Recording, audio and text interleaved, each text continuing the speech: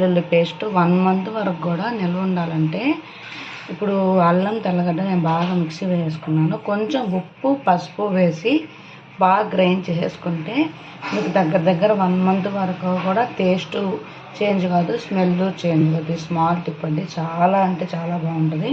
So నేనైతే అలా చేస్తాను, మీరు కూడా ట్రై చేయండి. మీకు ఈ వీడియో నచ్చినట్లయితే లైక్ చేయండి, షేర్ చేయండి, అదేవిధంగా సబ్స్క్రైబ్ చేయండి. నేను ఇప్పుడు పసుపు ఉప్పు కల్లుప్పు వేస్తానండి. సో ఉప్పు కల్లుప్పు పసుపు, సో పసుపు 1 స్పూన్ యాడ్ చేశాను. సో ఇదంతా మనం గ్రైండ్ చేసేద్దాము. చూసారా అండి ఎంత ఎల్లోగా వచ్చేస్తుందో, మీకు కనిపిస్తుందా?